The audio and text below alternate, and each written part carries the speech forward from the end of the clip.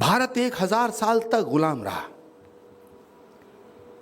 और ये बात मैं ये इसलिए कह रहा हूं कि पूरी दुनिया इसको समझे। भारत 1000 साल तक गुलाम रहा। 800 साल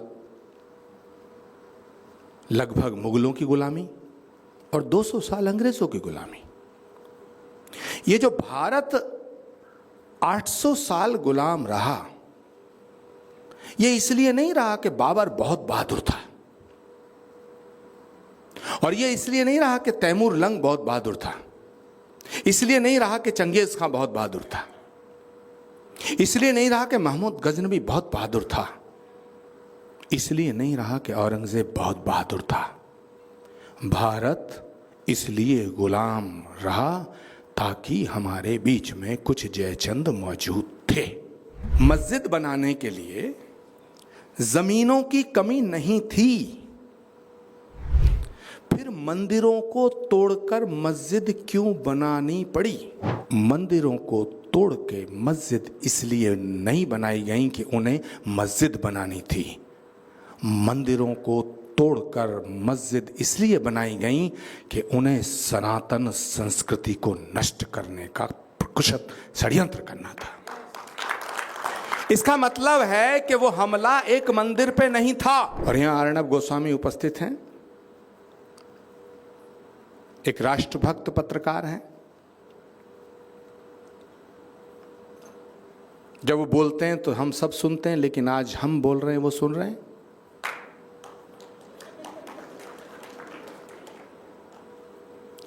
इसलिए नहीं सुन रहे हैं कि हम गेस्ट स्पीकर हैं, मेरा दिल कह रहा वो इसलिए सुन रहे हैं कि ये विषय सनातन के अस्तित्व से जुड़ा हुआ है। और ऐश्वर्य 18 साल की तपस्या, 18 साल की लड़ाई, और किस बात के लिए? कि ये हमारी आस्था का सवाल था कि जहां भगवान आया वहां धाम बन गया, जहां भगवान आएगा वहां धाम बनना चाहिए। लेकिन हमारे संकल्प को, हमारी इस लड़ाई को, हमारे इस संकल्प को शक्ति देने का काम अगर इस देश में किसी व्यक्ति ने किया तो उसका नाम नरेंद्र मोदी है। 17 वर्ष की उम्र में मैं स्वर्गीय राजीव गांधी से मिला था, और जब मैं उनसे मिला था 2-3 बार मिलने के बाद मैंने ऐसा फैसला किया था कि मैं जिंदगी की आखिरी सांस तक कभी कांग्रेस नहीं छोड़ूंगा। लेकिन जब श्री राम जन्मभूमि की मंदिर की प्राण प्रतिष्ठा का वो शुभ दिन आया और राम मंदिर का निमंत्रण आया, जब राम मंदिर का निमंत्रण आया तो मैंने कांग्रेस के वरिष्ठ नेताओं से कहा, शीर्ष नेतृत्व से कहा कि राम के द्वार से न्योता आना सौभाग्य का विषय है, और अगर इसे ठुकराओगे तो ये दुर्भाग्य का विषय है। इसे मत ठुकराओ। लेकिन मुझ पे पाबंदियां लगाई गई और मुझसे कहा गया कि आप भी वहां मत जाइएगा। मैंने कहा कि अगर मैं गया तो क्या होगा? उन्होंने कहा तो कांग्रेस पार्टी से आपका निष्कासन होगा। मैंने कहा एक बार नहीं, 1000 बार का निष्कासन स्वीकार है, लेकिन राम और राष्ट्र पे समझौता स्वीकार नहीं। दुनिया में जितने भी धर्म हैं वो धर्म नहीं है, वो पंथ है, वो मत है, वो समाज है, वो संप्रदाय है। ये बात मैं क्यों कह रहा हूं? ये बात मैं इसलिए कह रहा हूं कि वो आदमी के द्वारा बनाए गए हैं। जो भी आदमी के द्वारा बनाया गया है उसका मिटना तय है। धर्म वो है जो कभी मिट नहीं सकता। इसलिए दुनिया का सिर्फ एक धर्म है, वो सनातन है। वो सिर्फ सनातन है, क्योंकि सनातन को कोई व्यक्ति इस पृथ्वी पे आदिकाल से आज तक ये कह नहीं सकता कि ये मैंने बनाया है। और जब तक इस सृष्टि में सूरज रहेगा तब तक ये सनातन का सूरज ऐसे ही चमकता रहेगा। मुझे एक पत्रकार ने कहा कि आप कहते हो कि सनातन ना मिटा है ना मिटेगा, तो फिर सनातन सनातन खतरे में है ये बोलते क्यों? यदि आप ये मानते हैं कि सनातन ना मिटा है ना मिटेगा, ना उसको मिटाया जा सकता है कि क्योंकि वो मेड बाय ह्यूमन नहीं है, तो आचार्य प्रमोद कृष्णम ये बताओ कि फिर सनातन खतरे में कैसे है? सवाल बड़ा गंभीर है। हजारों वीरांगनाएं चित्तौड़ के किले में अपनी जिंदगी की आहुति देती हैं, लेकिन खिलजी को अपनी सूरत दिखाना पसंद नहीं करती, तब सनातन जागृत होता है। थाल सजाकर किसे पूजने चले प्रात ही मत वाले, कहां चले तुम राम नाम का पीतांबर तन पर डाले। इधर प्रयाग न गंगा सागर, इधर न रामेश्वर काशी, इधर किधर है तीर्थ तुम्हारा, कहां चले तुम सन्यासी। चले जा रहे अपनी धुन में, क्या अपना पथ आए भूल। चले जा रहे अपनी धुन में, क्या अपना पथ आए भूल। कहां तुम्हारा दीप जलेगा, कहां चढ़ेगा माला फूल। सन्यासी जवाब देता है, मुझे न जाना गंगा सागर, मुझे न जाना गंगा सागर, मुझे न रामेश्वर काशी, तीर्थ राज चित्तौड़ देखने को मेरी आंखें प्यासी। नरेंद्र मोदी जैसा प्रधानमंत्री ना हुआ है ना होगा। जितने राष्ट्रहित में सख्त फैसले नरेंद्र मोदी जी ने किए हैं, माफ करना, वो कोई सरल व्यक्ति नहीं कर सकता। लेकिन इस देश के साथ ये जो दो शब्द हैं, इन्होंने बड़ा भारी धोखा किया है। और ये दो शब्द हैं जिसका एक का नाम है सेक्युलरिज्म।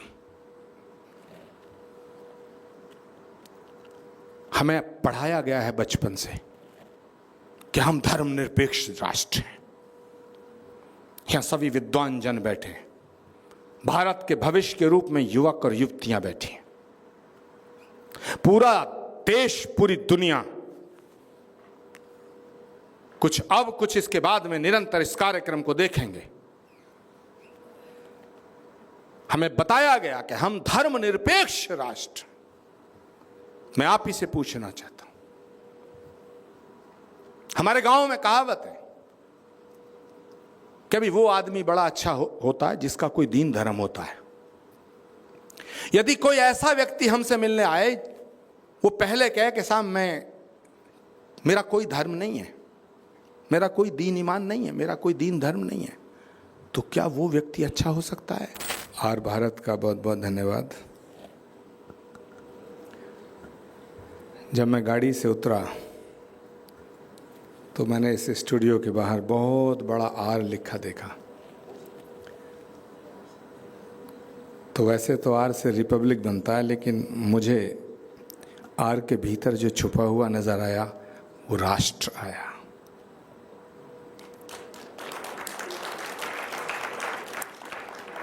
और भगवान कृष्ण ने गीता में कहा है, परित्राणाय साधूनां विनाशाय च दुष्कृतां धर्म संस्थापना अथाय संभवामि युगे युगे यदा यदा हि धर्मस्य ग्लानिर्भवति भारत अभ्युत्थानम् अधर्मस्य तदात्मानं सृजाम्यहम्। भगवान कृष्ण जब गीता में कहते हैं परित्राणाय साधूनां विनाशाय च दुष्कृतां, यानी सज्जनता की रक्षा करने के लिए और दुष्टों का संहार करने के लिए मैं हर युग में आया हूं और आता हूं और आता रहूंगा। इस भाव को समझने के लिए हमें, भगवान कृष्ण की इस बात को समझने के लिए, ये बात हमने अगर कानों से सुनी तो मुझे लगता है हमारी समझ में नहीं आएगी। अगर इस भाव को समझना है कि भगवान कृष्ण का ये उद्घोष जो गीता में है, कुरुक्षेत्र की पवित्र धरती से किया गया, और बहुत अच्छी बात है कि मैं दुनिया के सबसे बड़े मशहूर सीरियल महाभारत के भीष्म पितामह मेरे सामने बैठे हैं, मुकेश खन्ना, तो ये वार्तालाप के साक्षी बन रहे हैं। सनातन क्या है? जो सत्य है वही शाश्वत है, और जो शाश्वत है वही सनातन है। बहुत से लोग कहते हैं कि भाई सतयुग, त्रेता, द्वापर, कलयुग, 4 युग हैं। अब 4 युग में अंतर क्या है? बहुत से वक्ताओं को आपने सुना, बड़े प्रकांड पंडितों को सुना, लेकिन ये 4 युग जो हैं कि हम एक को सतयुग कहते हैं, एक को त्रेता युग कहते हैं, एक को द्वापर कहते हैं, एक को कलयुग कहते हैं। तो मैंने एक सवाल अपने आप से भी किया और आप भी करना कि क्या सतयुग में सूर्योदय पूरब की बजाय पश्चिम से होता था? ऐसा तो है नहीं। क्या सतयुग में अग्नि जलाती नहीं थी? ऐसा भी नहीं है। हवा ऐसे ही बहती थी। फिर सतयुग में और त्रेता में, द्वापर में और कलयुग में एक पीरियड को हमने सतयुग कहा, एक पीरियड को हमने त्रेता कहा, एक पीरियड को हमने द्वापर कहा, एक पीरियड को हमने कलयुग कहा। और ये इस बात का संबंध इस बात से है कि जो कृष्ण कहते हैं कि परित्राणाय साधूनां विनाशाय च दुष्कृतां धर्म संस्थापनार्थाय संभवामि युगे युगे, हर युग में आऊंगा। मुझे ऐसा लगता है कि सतयुग में भी और त्रेता में भी, द्वापर में भी कलयुग था। यदि सतयुग में कलयुग ना होता तो हिरण्याकश्यप अपने पुत्र प्रहलाद को सिर्फ इस बात पर मारने के लिए तैयार नहीं हो जाते कि वो अपने पिता को भगवान नहीं मानता था। त्रेता में भी कलयुग था। यदि त्रेता में कलयुग नहीं होता तो रावण सीता का हरण छल करके नहीं करता। त्रेता में भी कलयुग था। यदि त्रेता में कलयुग नहीं होता तो भगवान राम के राज्य तिलक के समय उनके खिलाफ एक षड्यंत्र ना किया जाता। द्वापर में भी कलयुग था। यदि द्वापर में कलयुग ना होता तो भरी सभा में बड़े बड़े सूरमा, बड़े बड़े योद्धा, बड़े बड़े ज्ञानी, कृपाचार्य, द्रोणाचार्य जैसे लोग, भीष्म पितामह जैसे लोग की उपस्थिति में एक स्त्री को नंगा देखने के लिए दुर्योधन लालायित न होता। इसका मतलब है कि सतयुग में भी कलयुग था, त्रेता में भी कलयुग था, द्वापर में भी कलयुग था, लेकिन हमें सतयुग, त्रेता और द्वापर में कलयुग नहीं ढूंढना है, हमें कलयुग में सतयुग लाने की कोशिश करनी है। और जब मैं ये बात कह रहा हूं तो बड़ी जिम्मेदारी के साथ कह रहा हूं। भारत 1000 साल तक गुलाम रहा, और ये बात मैं ये इसलिए कह रहा हूं कि पूरी दुनिया इसको समझे। भारत 1000 साल तक गुलाम रहा। 800 साल लगभग मुगलों की गुलामी और 200 साल अंग्रेजों की गुलामी। ये जो भारत 800 साल गुलाम रहा, ये इसलिए नहीं रहा कि बाबर बहुत बहादुर था, और ये इसलिए नहीं रहा कि तैमूर लंग बहुत बहादुर था, इसलिए नहीं रहा कि चंगेज खां बहुत बहादुर था, इसलिए नहीं रहा कि महमूद गजनवी बहुत बहादुर था, इसलिए नहीं रहा कि औरंगजेब बहुत बहादुर था। भारत इसलिए गुलाम रहा ताकि हमारे बीच में कुछ जयचंद मौजूद थे, जिसका जिक्र मुझसे पहले सुधांशु त्रिवेदी कर रहे थे। अब सवाल उठता है कि ये जब विदेशी आक्रांता, विदेशी हमलावर, विदेशी लुटेरे जिन्होंने हिंदुस्तान पे हुकूमत की, जब यहां आए तो उस वक्त, आज हमारे देश की आबादी 140 करोड़ है, और जो हमारी भौगोलिक स्थिति है उस वक्त भौगोलिक स्थिति इससे बहुत ज्यादा थी, क्योंकि बांग्लादेश भी भारत का हिस्सा था, पाकिस्तान भी भारत का हिस्सा था, और उससे पहले, उससे दूर जाओ आगे तक भारत था। जमीन ज्यादा थी, आबादी कम थी, पॉपुलेशन कम थी। कभी सोचा आपने, इतनी आबादी कम और इतनी ज्यादा जमीन होने के बावजूद, और इस देश की सत्ता के सिंहासन पे मुगल बैठा था, उसके बावजूद मस्जिद बनाने के लिए मंदिरों को तोड़ने की जरूरत क्यों पड़ी? और ये मेरा सवाल इस पूरे देश के लोगों से नहीं है, पूरी दुनिया के लोगों से है, आर भारत के इस मंच से। आप खुद सोचो, मस्जिद बनाने के लिए जमीनों की कमी नहीं थी, फिर मंदिरों को तोड़कर मस्जिद क्यों बनानी पड़ी? ये बात बहुत कहने में बहुत सरल लग रही है, सुनने में भी थोड़ी सी, लेकिन समझने में बहुत बड़ी है। जमीनें थीं, बादशाह थी, हुकूमत थी, सत्ता थी, कहीं भी बना सकते थे। मंदिर तोड़कर मस्जिद बनाने की जरूरत क्यों पड़ी? मंदिरों को तोड़ के मस्जिद इसलिए नहीं बनाई गई कि उन्हें मस्जिद बनानी थी। मंदिरों को तोड़कर मस्जिद इसलिए बनाई गई कि उन्हें सनातन संस्कृति को नष्ट करने का कुशल षड्यंत्र करना था। इसका मतलब है कि वो हमला एक मंदिर पे नहीं था।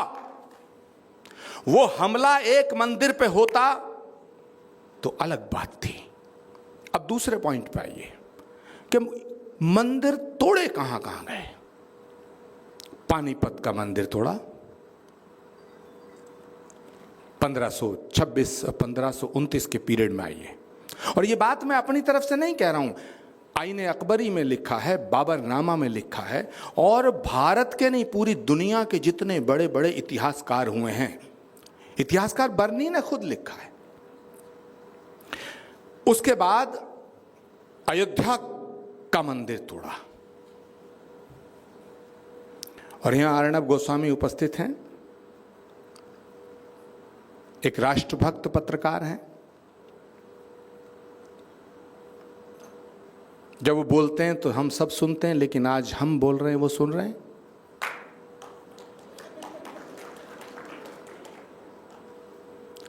इसलिए नहीं सुन रहे हैं कि हम गेस्ट स्पीकर हैं, मेरा दिल कह रहा वो इसलिए सुन रहे हैं कि ये विषय सनातन के अस्तित्व से जुड़ा हुआ है।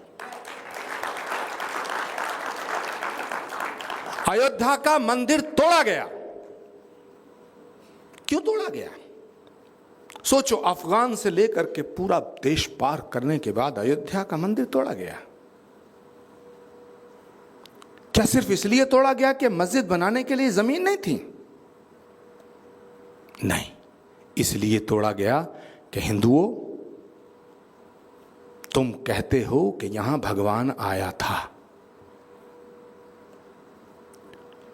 तुम्हारा विश्वास, तुम्हारी श्रद्धा, तुम्हारी आस्था है कि राम के रूप में भगवान आया था, तो जहां भगवान आया था हम तुम्हारी आस्था को कुचलना चाहते हैं, तुम्हारे सामने कुचलना चाहते हैं, इसलिए श्री राम जन्मभूमि का मंदिर तोड़ा गया। आगे आओ, जहां भगवान आया अयोध्या में, वो मंदिर तोड़ा गया। और हमारे शास्त्रों में इसका उल्लेख है, जो भगवान कृष्ण ने कहा, यदा यदा ही धर्मस्य ग्लानिर्भवति भारत, हर युग में मैं आऊंगा, तो वही शास्त्र कहता है, वही पुराण कहता है, स्कंद पुराण कहता है, कल्कि पुराण कहता है, भविष्य पुराण कहता है, और श्रीमद् भागवत कहती है, श्रीमद् भागवत कहती है कि कलयुग जब अपनी चरम सीमा पे होगा, जब कलयुग में असत्य और अधर्म एक्सट्रीम पे पहुंच जाएगा, तब संभल ग्राम मुखस्य ब्राह्मणस्य महात्मना। अब ये बहुत इंपॉर्टेंट बात कह रहा हूं, ये मैं नहीं बोल रहा हूं, ये श्रीमद् भागवत बोल रही है, ये वेद व्यास ने लिखा है। संभल ग्राम मुखस्य ब्राह्मणस्य महात्मना भवने विष्णु यशस्य कल्कि प्रादुर्भविष्यति। यानी कलयुग में भी संभल नामक स्थान पर भगवान का अंतिम अवतार, भगवान विष्णु का 10वां और अंतिम अवतार, यानी इस सृष्टि का अंतिम अवतार, इस सनातन का अंतिम अवतार विष्णु यश नाम के ब्राह्मण के यहाँ संभल के एक गांव में कल्कि के रूप में अवतार लेगा। अब बात को समझने की कोशिश करो। श्रीमद् भागवत पुराण कहते संभल एक जगह है, और ये जो संभल नाम है ये मैं नहीं बोल रहा हूं, ये पुराण में मेंशन है। श्रीमद् भागवत का श्लोक मैंने अभी पढ़ा, उसमें लिखा संभल ग्राम मुखस्य ब्राह्मणस्य महात्मना। ये बहुत बड़ी उद्घोषणा है कि संभल के गांव में कब होगा? यदा चंद्रस्य सूर्यस्य तथा तिस्य बृहस्पति समेशन्ति एक राशो तदा भवति तत्कृतम् संभल ग्राम मुखस्य ब्राह्मणस्य महात्मना भवने विष्णु यशस्य कल्कि प्रादुर्भविष्यति। अब सवाल उठता है कि मैं ये बात क्यों कह रहा हूं?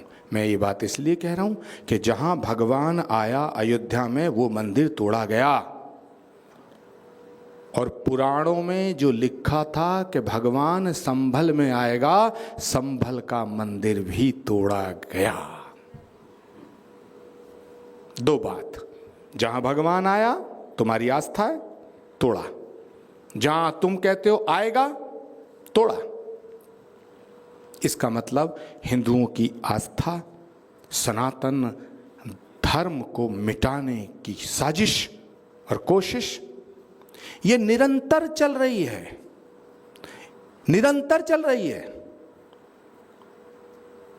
जिस संभल में भगवान का अवतार होगा, पुराणों में लिखा है, उसी संभल के एक गांव में भगवान के अवतार से पहले जब हमने 18 साल पहले ये संकल्प लिया कि जहाँ जहाँ भगवान आए हैं वहाँ वहाँ धाम बना है, तो जहाँ भगवान आएगा वहाँ धाम बनना चाहिए। जब 18 साल पहले मैंने ये घोषणा की कि संभल में भगवान का अवतार होगा, उनके अवतार से पहले उनके नाम पर श्री कल्कि धाम की स्थापना होनी चाहिए, तो उत्तर प्रदेश की हुकूमतों ने उस पर पाबंदी लगा दी। 1 साल बीता, 2 साल बीता, 3 साल, 4 साल, 5 साल, हम सुप्रीम कोर्ट आए, हाई कोर्ट आए, फिर दोबारा आए, फिर भी वापस गए। अंततोगत्वा हमारी लड़ाई इलाहाबाद उच्च न्यायालय की डबल बेंच ने फैसला दिया कि जहां भगवान आएगा, आने से पहले श्री कल्कि धाम के निर्माण पे जो रोक लगाई गई है, इसका कोई औचित्य नहीं है, इसे खारिज किया जाता है। और यह फैसला अगस्त 2023 में हुआ। 18 साल का संघर्ष और ऐश्वर्य, 18 साल की तपस्या, 18 साल की लड़ाई, और किस बात के लिए? कि यह हमारी आस्था का सवाल था कि जहां भगवान आया वहां धाम बन गया, जहां भगवान आएगा वहां धाम बनना चाहिए। लेकिन हमारे संकल्प को, हमारी इस लड़ाई को, हमारे इस संकल्प को शक्ति देने का काम अगर इस देश में किसी व्यक्ति ने किया तो उसका नाम नरेंद्र मोदी है।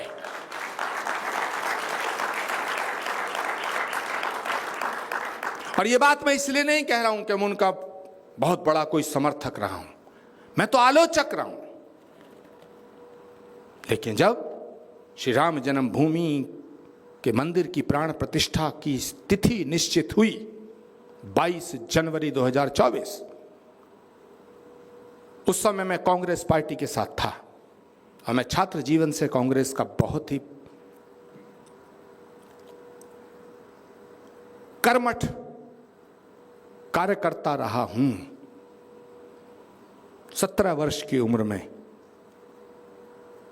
मैं स्वर्गीय राजीव गांधी से मिला था, और जब मैं उनसे मिला था 2-3 बार मिलने के बाद मैंने ऐसा फैसला किया था कि मैं जिंदगी की आखिरी सांस तक कभी कांग्रेस नहीं छोड़ूंगा।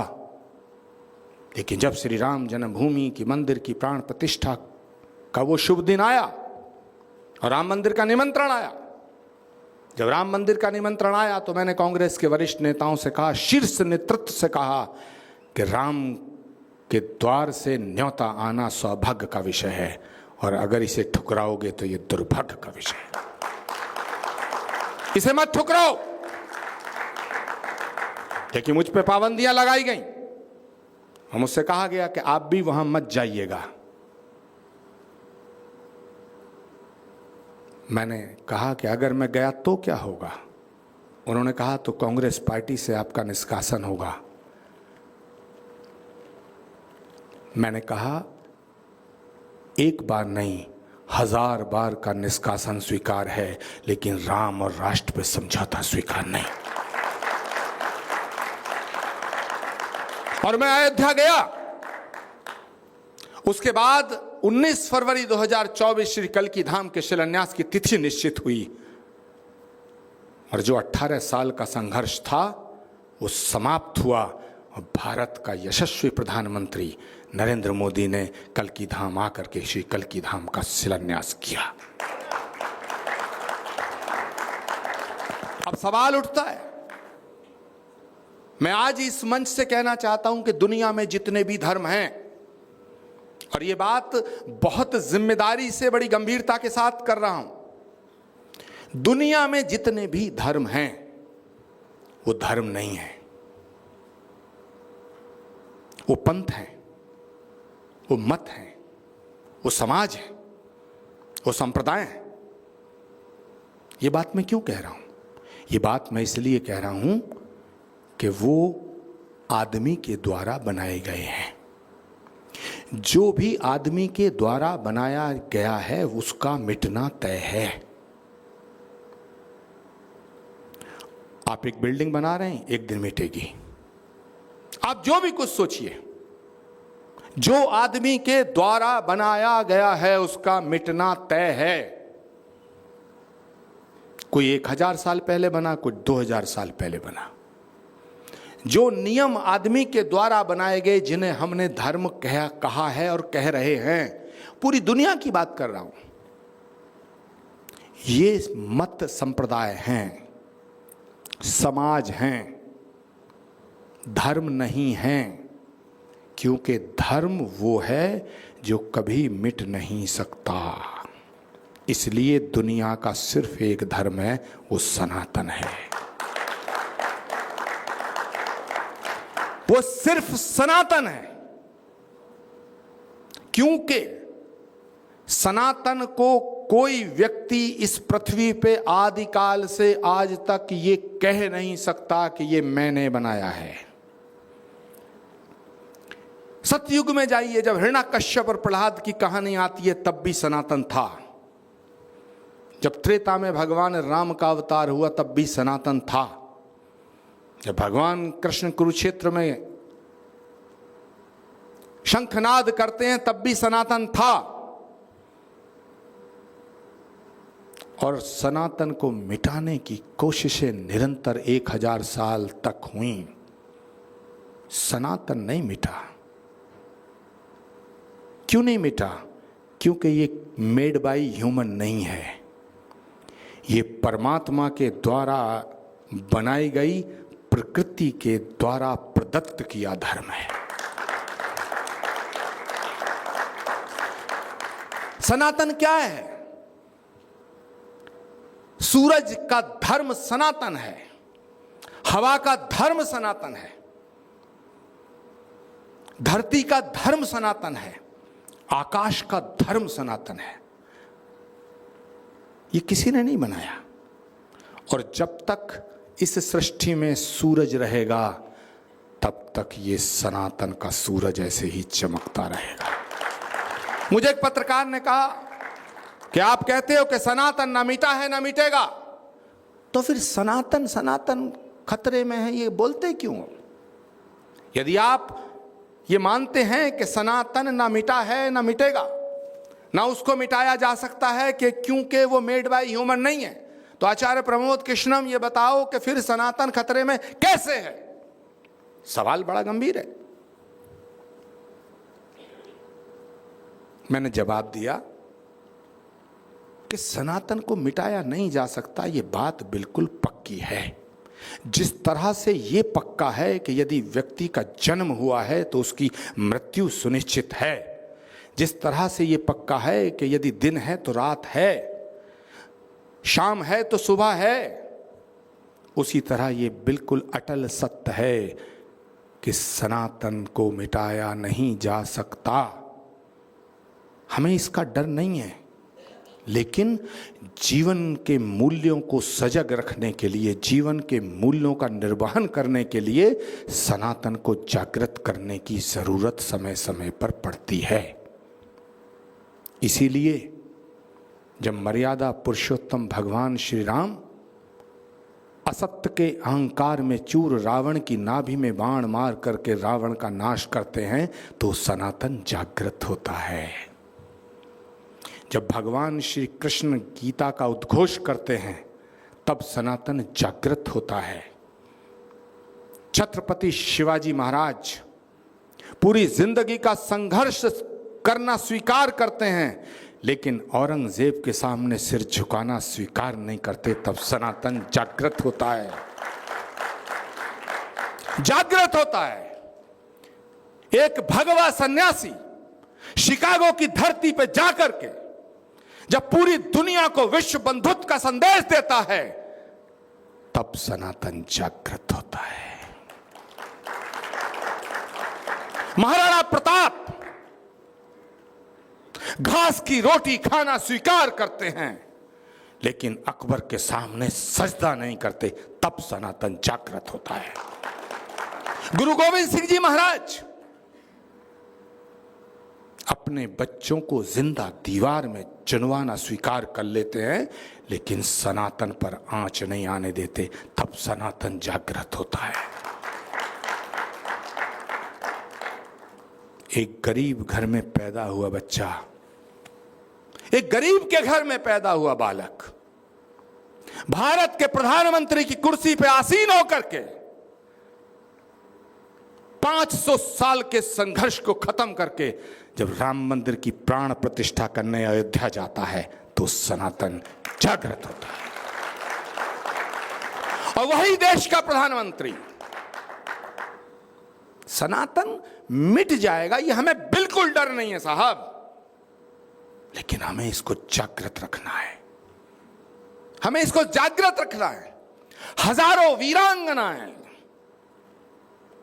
चित्तौड़ के किले में अपनी जिंदगी की आहुति देती हैं, लेकिन खिलजी को अपनी सूरत दिखाना पसंद नहीं करती, तब सनातन जागृत होता है। थाल सजाकर किसे पूजने चले प्रात ही मत वाले, कहां चले तुम राम नाम का पीतांबर तन पर डाले। इधर प्रयाग न गंगा सागर, इधर न रामेश्वर काशी, इधर किधर है तीर्थ तुम्हारा, कहां चले तुम सन्यासी। चले जा रहे अपनी धुन में, क्या अपना पथ आए भूल। चले जा रहे अपनी धुन में, क्या अपना पथ आए भूल। कहां तुम्हारा दीप जलेगा, कहां चढ़ेगा माला फूल। सन्यासी जवाब देता है, मुझे न जाना गंगा सागर, मुझे न जाना गंगा सागर, मुझे न रामेश्वर काशी। तीर्थ राज चित्तौड़ देखने को मेरी आंखें प्यासी। मुझे न जाना गंगा सागर, मुझे न रामेश्वर काशी। तीर्थ राज चित्तौड़ देखने को मेरी आंखें प्यासी। वहीं जा रहा पूजा करने, वहीं जा रहा पूजा करने, लेने सतियों की पगधूल। वहीं हमारा दीप जलेगा, वहीं चढ़ेगा माला फूल।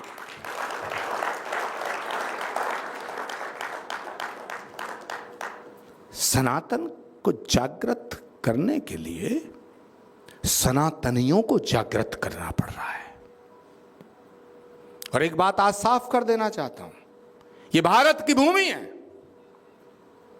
और भारत की आजादी के बाद इस देश में बहुत प्रधानमंत्री आए, पंडित जवाहरलाल नेहरू से आदरणीय नरेंद्र मोदी जी तक। मैं सभी प्रधानमंत्रियों का सम्मान करता हूं। सब ने अपने अपने तरीके से इस देश की सेवा करने का प्रयास किया है। मैं छोटी राजनीति के मंच पे नहीं जाना चाहता, किसी की आलोचना नहीं करना चाहता, लेकिन एक सत्य आपके सामने बयां करना चाहता हूं कि नरेंद्र मोदी जैसा प्रधानमंत्री ना हुआ है ना होगा। जितने राष्ट्रहित में सख्त फैसले नरेंद्र मोदी जी ने किए हैं, माफ करना, वो कोई सरल व्यक्ति नहीं कर सकता। 370 हटाने का फैसला नहीं हो सकता था अगर भारत का प्रधानमंत्री नरेंद्र मोदी ना होता। राम जन्मभूमि के मंदिर का प्राण प्रतिष्ठा का फैसला भी नहीं हो सकता था। और माफ करना, श्री कल्की धाम का शिलान्यास भी नहीं हो सकता था अगर नरेंद्र मोदी प्रधानमंत्री नहीं था। मैं अपनी बात को समाप्त करने से पहले, अपनी वाणी को विराम देने से पहले एक बात साफ कर देना चाहता हूं कि देश की आजादी से लेकर आज तक इस देश के साथ बड़े धोखे हुए हैं, इस देश के साथ बड़े विश्वासघात हुए हैं, इस देश की पीठ में खंजर भोंकने का काम अनेकों बार किया गया है। लेकिन इस देश के साथ ये जो दो शब्द हैं, इन्होंने बड़ा भारी धोखा किया है। और ये दो शब्द हैं जिसका एक का नाम है सेक्युलरिज्म।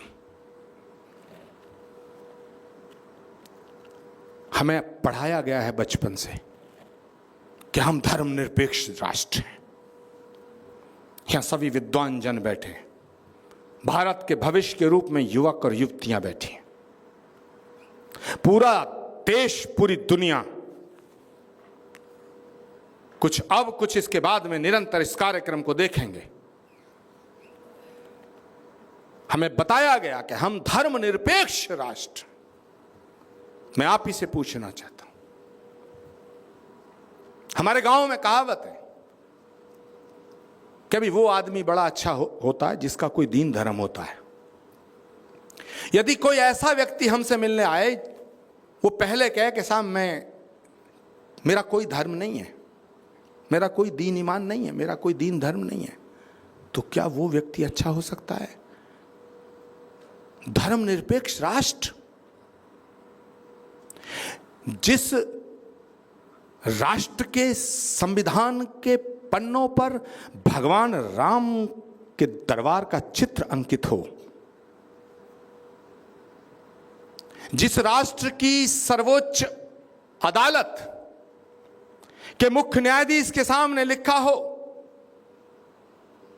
यतो धर्मस् ततो विजय,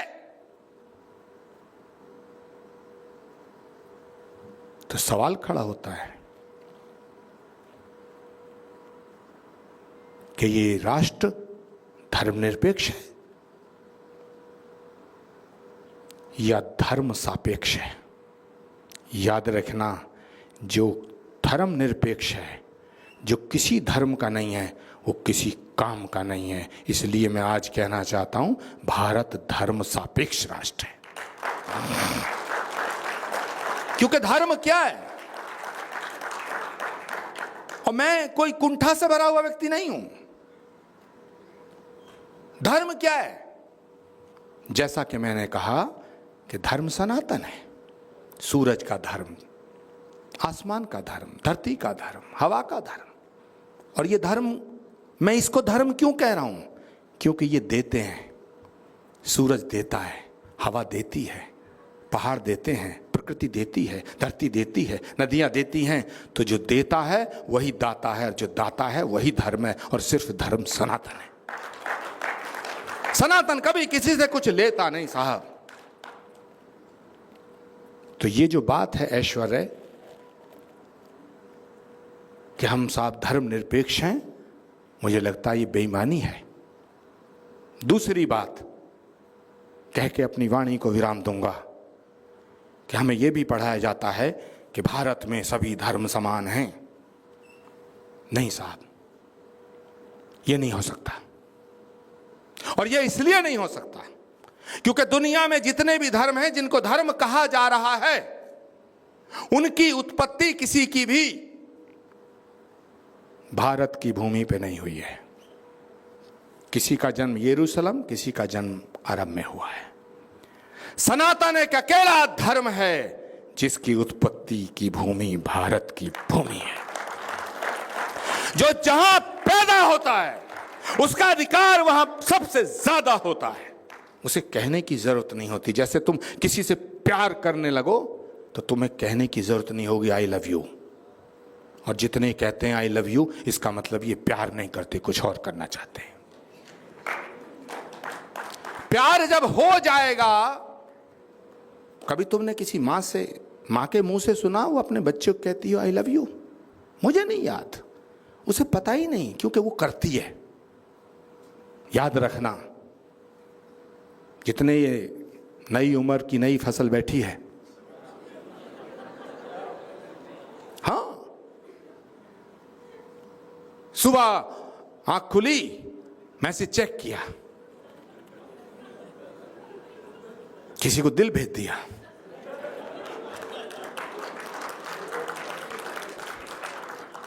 भेजने वाला जानता है और जो देखेगा वो भी जानता, दिल उड़ के नहीं आ सकता। इसने एक भेजा, उसने कई भेज दिए। वाह, उसने कई भेज दिए। थोड़ी देर बाद लिखा आई लाइक यू। दोपहर होते होते आई मिस यू।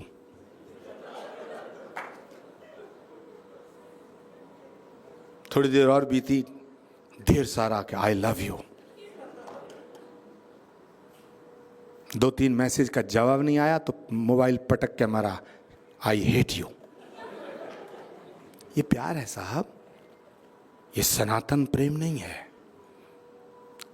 प्रेम को सनातन के रूप में जियो साहब। याद रखना, जब प्रेम नहीं होता है तब प्रेम है इसके सबूत दिए जाते हैं। यदि प्रेम होता है तो फिर सबूत देने की जरूरत नहीं पड़ती साहब।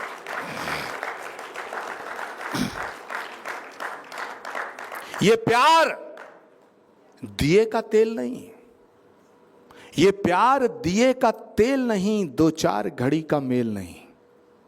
ये प्यार दिए का तेल नहीं, 2-4 घड़ी का मेल नहीं। ये जन्म जन्म का बंधन है, कोई गुड़ियों का खेल नहीं।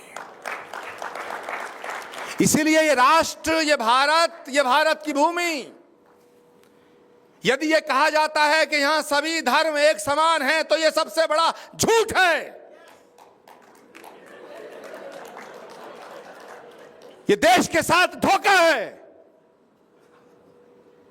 और जब मैं ये बात कह रहा हूं तो वो इसलिए कह रहा हूं कि भारत ही वो भूमि है जहां सनातन की उत्पत्ति हुई है। इसलिए ये कहा जाए तो अच्छा होगा कि भारत में सभी धर्मों का सम्मान है, सभी धर्म समान नहीं है। हमारी संस्कृति है, हमारी सभ्यता है, हमारे संस्कार हैं, हमारी रिवायत है, हमारे ट्रेडिशन है, हमारा संकल्प है कि यहां सभी धर्मों का सम्मान है। मेहमान जो हमारा होता है वो जान से प्यारा होता है। ज्यादा की नहीं लालच हमको, थोड़े में गुजारा होता है। तो 2-3 बातें बहुत स्पष्ट हैं कि जब जब जिंदगी में जब जब हम सत्य के निकट होते हैं, तब तब हम सतयुग में होते हैं। जब जब हम झूठ के निकट होते हैं, तब तक हमारे जीवन में कलयुग होता है। इसलिए मैंने अपनी बात को शुरू करने से पहले कहा था कि हमें सतयुग में कलयुग नहीं ढूंढना है, हमें कलयुग में सतयुग लाना है। कलयुग में सतयुग लाना। अपनी वाणी को विराम देने से पहले मैं अर्णब गोस्वामी जी का, रिपब्लिक भारत का आर से मैं रिपब्लिक की बजाय राष्ट्र और राष्ट्रीयता कहना चाहूँगा। इस भारत रूपी टेलीविज़न के इस प्लेटफार्म का तमाम आपकी टीम का शुक्रिया अदा करता हूँ। और आप भी संघर्ष वाले लोग हैं। ख़ास तौर से आपके इस कार्यक्रम में अर्णब गोस्वामी के लिए 2 पंक्ति कह के अपनी वाणी को विराम दूंगा कि वो पथ क्या पथिक कुशलता क्या ऐश्वर्य, वो पथ क्या पथिक कुशलता क्या जिस पथ पर बिखरे शूल ना हो, वो पथ क्या पथिक कुशलता क्या जिस पथ पर बिखरे शूल ना हो, नाविक की धैर्य परीक्षा क्या जब धाराएं प्रतिकूल ना हो।